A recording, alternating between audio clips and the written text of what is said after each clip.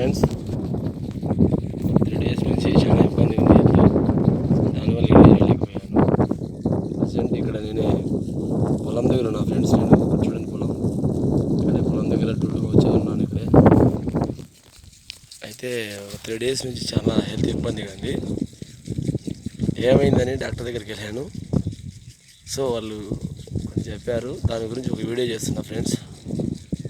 గ్రామ సచివాలయాల గురించి మనకి ఇప్పుడు అప్డేట్ ఏది రాలేదు ఫ్రెండ్స్.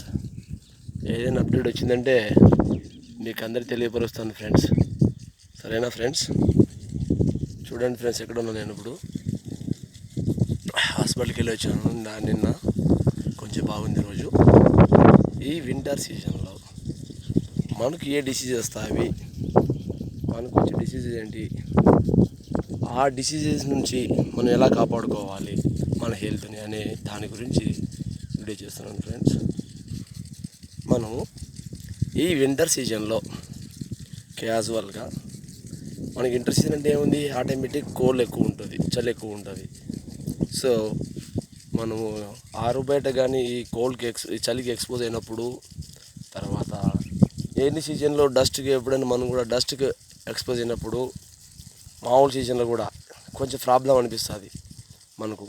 ఇంకా కొంతమంది ఇండస్ట్రీలో పనిచేస్తూ ఉంటారు, డస్ట్ ఇండస్ట్రీలో, మంటి సిమెంట్ ప్లాంట్ అట్లాంటి సంబంధించిన వాటిల్లో, ఐరన్ ఓరు అట్లా మైన్స్ ఉంటాయి కదా, మైన్స్ డిపార్ట్మెంట్లో పనిచేసే వాళ్ళల్లో డస్ట్కి ఎక్స్పోజ్ అయినప్పుడు, ఆ డస్ట్కి ఎక్స్పోజ్ కానీ కోల్డ్కి ఎక్స్పోజ్ అయినప్పుడు కానీ మన ఊపిరితిత్తులు వాటికి ప్రభావితం అయ్యి కఫ్ అనేది వస్తుందంట. డాక్టర్ గారు చెప్పినట్టు చెప్తున్నాను, నేనే ఓన్గా చెప్పట్లేదు మీకు ఎవరికి.